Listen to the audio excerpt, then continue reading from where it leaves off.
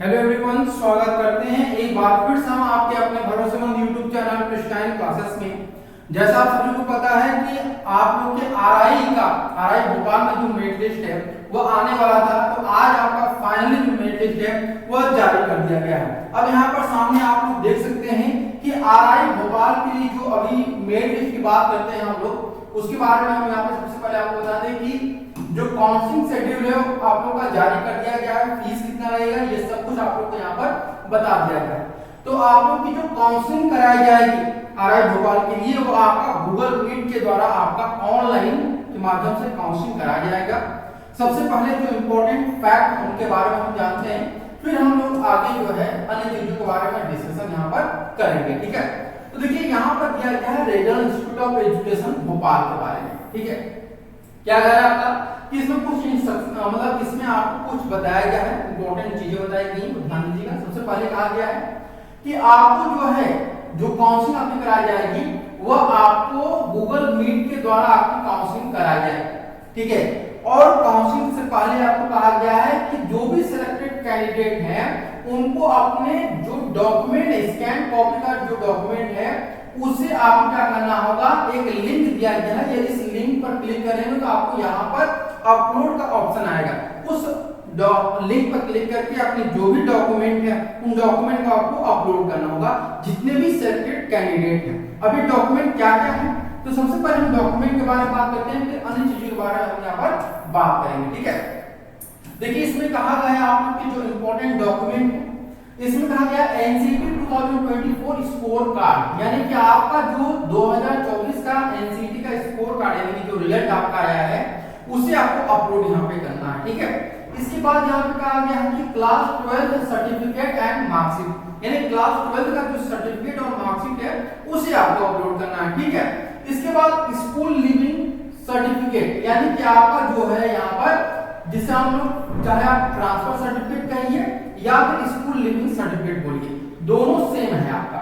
Migration certificate आपको यहाँ पर अपलोड करना है। डोमिसाइल सर्टिफिकेट यानी कि आप कहाँ के निवासी हैं, यानी कहने का मतलब है निवास प्रमाण पत्र आपको अपलोड करना है। ठीक है, कास्ट सर्टिफिकेट ये भी आपको अपलोड करना है। आप ध्यान दीजिए कास्ट सर्टिफिकेट जो है आपका वह सेंट्रल का होना चाहिए। ठीक है, क्या होना चाहिए, सेंट्रल का होना चाहिए। इसके बाद लेटेस्ट पासपोर्ट साइज फोटोग्राफ, आपके पास फोटोग्राफ होने चाहिए, यानी एक फोटोग्राफ का क्या करेगा, स्कैन कॉपी कर लीजिएगा और उसे अपलोड कर दीजिएगा।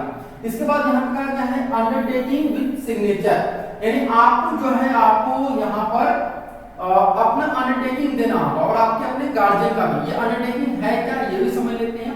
ये कुल मिलाकर आपके 8 डॉक्यूमेंट है, इनको आपको अपलोड करना है। ठीक है, चलिए हम अंडरटेकिंग बारे में बात कर लेते हैं, अंडरटेकिंग है क्या, कैसे से फिल करके आप लोग अपलोड करेंगे। तो सबसे पहले ये देख रहे हैं आप लोग अंडरटेकिंग है आरआई भोपाल के लिए। अंडरटेकिंग में क्या कहा गया कि जो डेट है, जिस डेट को आप लोग अपने डॉक्यूमेंट को अपलोड करेंगे उस डेट को आप यहाँ पर फिल कर देंगे। ठीक है, जैसे हम मान लेते हैं यहाँ पर आप लोग का जो आज डेट है वो है आपका 7 तारीख, तो मैं आज यहाँ पर 7 तारीख को यहाँ पर अपलोड करूंगा। ठीक है, 2024। इसके बाद आई यानी कि जो मेरा नाम यानी जो स्टूडेंट का नेम होगा वो आपको नेम फिल करना होगा। जैसे यहाँ पे मेरा नाम है अमरजीत, ठीक है, अमरजीत यादव, तो ये मैं अपना नाम भर दूंगा। इसके बाद SDWO, इसका मतलब होता है आपका son of, daughter of, wife of. तो इसमें से अगर आप जो भी हैं मतलब आप किसके हैं, यानी आपके पिताजी का नाम भरना है या फिर आपके पति का नाम या फिर पत्नी का नाम, ऐसे भरना हो। ठीक है, तो यहाँ पर आप किसी का नाम भर सकते, जैसे अगर मैं बात करता हूँ आपका राहुल यादव, या आपके पिताजी का नाम है, ठीक है, राहुल यादव, तो ये स्टूडेंट अपने पिताजी का नाम भर देंगे। इसके बाद यहाँ बोला गया ऑफ क्लास और द सेशन, तो क्लास आपको क्या करना है कि आप BSc बीएड के लिए कर रहे हैं या फिर BA बीएड के लिए कर रहे हैं। ठीक है, तो अभी जो आपका मेरिट आया हुआ है वो BSc बीएड का, तो आप यहाँ पर ITEP BSc बीएड फिल करेंगे। ठीक है, BSc BEd, ITEP BSc BEd. ठीक है, इसके बाद यहाँ पर क्या करेंगे, नीचे आइएगा आप लोग तो आप लोग को एक ऑप्शन दिखाई देगा। ठीक है, सिग्नेचर ऑफ गार्जियन, यानी आपके गार्जियन के यहाँ पे सिग्नेचर, ऊपर सिग्नेचर होगा और नीचे आपका मोबाइल नंबर दिखा जाएगा। ठीक है, यानी यहाँ पे जो है आपके गार्जियन जैसे राहुल यादव, ये राहुल यादव अपना सिग्नेचर करेंगे आपके पिताजी। ठीक है, इसके बाद अपना मोबाइल नंबर यहाँ पे फिल करेंगे। ठीक, इसके बाद अपना कैंडिडेट यानी आप जो स्टूडेंट है ये अपना सिग्नेचर करें, जैसे मैं यहाँ पे अपना सिग्नेचर कर दिया अमरजीत यादव, ठीक है, ये सिग्नेचर मैंने कर दिया। इसके बाद मोबाइल नंबर, जो मेरा मोबाइल नंबर है वो मैं अपना मोबाइल नंबर भर दूंगा, ठीक है, जैसे मैंने अपना मोबाइल नंबर भर दिया 73 ये मेरा मोबाइल नंबर, ये मैंने अपना फिल कर दिया। तो इस प्रकार से अपना सारा जो है आपको ये चीजें फिल करना है, ठीक है। तो ये रही आपकी अंडरटेकिंग फॉर्म और अपलोड क्या करना है ये चीजें। अब हम बात करते हैं फीस कितना लगेगा आप लोगों का, ठीक है, यानी जब आप लोग यहाँ पर पढ़ाई करेंगे तो आपकी फीस कितनी लगेगी ये आपको ध्यान देना है। तो ये फीस आपको तब फिल करना है जब आपका ऑनलाइन यानी कि जो गूगल मीट है उस पर आपका काउंसलिंग हो जाएगा, तब आपको ये फी पेमेंट करना है। ये फी पेमेंट क्या है यहाँ पर ध्यान से समझिएगा आपको, ठीक है। जैसे अगर हम बात करते हैं आपका सेमेस्टर वाइज, ठीक है, तो अगर आप सेमेस्टर वाइज फीस की बात करते हैं तो आईटीपी बीएससी बीएड यानी कि केवल एक सेमेस्टर की बात करते हैं। तो अगर आप हॉस्टल लेकर आते हैं तो जनरल, अनरिजर्व और ओबीसी के लिए यहाँ पर जो आपकी फीस लगेगी यानी जनरल कैटेगरी है, ईडब्ल्यूएस है, ओबीसी है, तो आपकी फीस 17,545 का हर सेमेस्टर लगेगी। मतलब पहला जो सेमेस्टर रहेगा आपका वो 17,545 रहेगा हॉस्टल के साथ। अगर हॉस्टल नहीं लेते हैं तब आपकी फीस जो हो जाएगी वो 11,045 रुपया। वही एससी एसटी पीएच और पीडब्ल्यूडी इनकी हॉस्टल के साथ 15,045 रुपए है। एससी एसटी पीएच और पीडब्ल्यूडी की जो फीस है वो 8,500 रुपए है। ये नॉन हॉस्टल की फीस है, यानी कि बहुत कम फीस में आप लोग अपना जो बीएससी बीएड है वो आसानी से यहाँ पर कर सकते हैं। जैसा कि आईआईटी एनआईटी में आप देखेंगे बहुत ज्यादा फीस लग रहा है, यहाँ पे बहुत कम फीस में आप लोग अच्छे इंस्टीट्यूट्स में जाकर के बीएससी बीएड कर सकते हैं। तो ये कि आप यहाँ पर जो इम्पोर्टेंट अपडेट है। हम बात करते हैं मेरिट लिस्ट के बारे में। अगर हम बात करते हैं फिजिक्स में जिनका सिलेक्शन हुआ है, यहाँ पे देखेंगे कि आपका जो सिलेक्शन हुआ मार्क्स इन फिजिक्स यानी आपको जो फिजिक्स में हाईएस्ट नंबर पे है उनके बात करते हैं। तो टोटल मार्क्स इनका 433 नंबर यहाँ पे अंशुमन चौबे जी, ठीक है, अंशुमन चौबे ये आपके आरआई भोपाल में इनका सिलेक्शन हुआ है। इनको जो कह सकते हैं कि आपको मेरिट नंबर इनको एयर 1 मिला हुआ है। इसलिए जनरल और अनरिजर्व से बिलोंग करते हैं। फिर त्रियोगी विश्वकर्मा जी को, वंशिका जी को, सूर्यांश गुप्ता को, सुहासी आयुषी शर्मा को, इसके बाद अनुष जोशी को।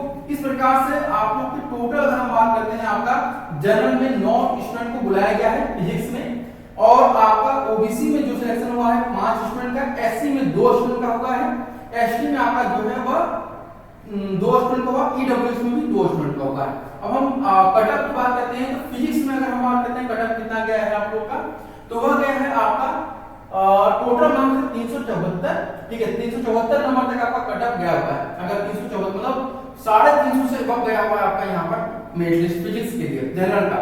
ओबीसी की बात करते हैं यहाँ पर आपका ओबीसी का हम बात करते हैं यहाँ पर आप लोग का तो वह 326 तक गया है, और एससी की बात करते हैं आपका तो 351 तक गया है। बहुत बड़ा यहाँ पर आप लोग देखते हैं कि 351 तक आप लोग का यहाँ पर गया हुआ है, ठीक है।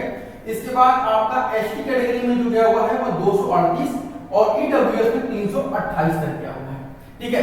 ये रही बात आपकी फिजिक्स के बारे में, ठीक है।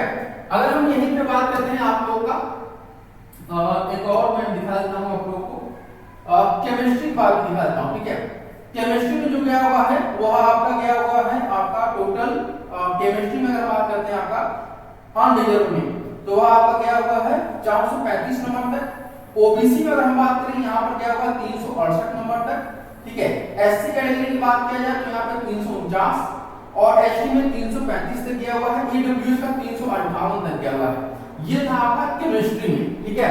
इसके बाद अगर हम बात करते हैं आप लोग का मैथमेटिक्स में, यानी मैथमेटिक्स की बात करते हैं तो यहाँ पर अनरिजर्व में जो कटअप गई है आपका 347 तक गया हुआ है, ठीक है। इसके बाद ओबीसी का जो गया हुआ है 306 नंबर तक गया हुआ है। एससी का जो गया हुआ है आप यहाँ पर देख सकते हैं 233 तक गया हुआ है। एसटी का जो यहाँ पर है वह 228 सॉरी एसटी का आपका 21 का 247 और ईडब्ल्यूएस का 288। जैसे मैंने आपको बोला था कि 300 के एबव अगर आपके मार्क्स है तभी आप इस रेस में बने हुए हैं आरआई के, अदरवाइज इस रेस में नहीं बने रहेंगे, ठीक है। तो वही सेम चीज हुआ जो मैंने पहले आप लोगों को अपने एक्सपेक्टेड कट ऑफ में बताया था कि 300 के एबव है तभी आप भोपाल में जा सकते हैं। आरआई अजमेर का कट ऑफ थोड़ा सा कम गया लेकिन भोपाल में बहुत ज्यादा यहाँ पे गया हुआ है। तो ये आपको कुछ अपडेट थी, उम्मीद करते हैं आप लोगों को सारी चीजें क्लियर हो चुकी होंगी। अगर कोई डाउट होगा तो आप पूछ सकते हैं। हाँ, आरआई भोपाल में बीए बीएड की जो मेरिट लिस्ट है वो नहीं आई है, हो सकता है 1-2 दिन में उसकी मेरिट लिस्ट भी जारी कर दी जाए। तो तो आज के लिए इतना ही, फिर मिलते हैं नेक्स्ट वीडियो में, तब तक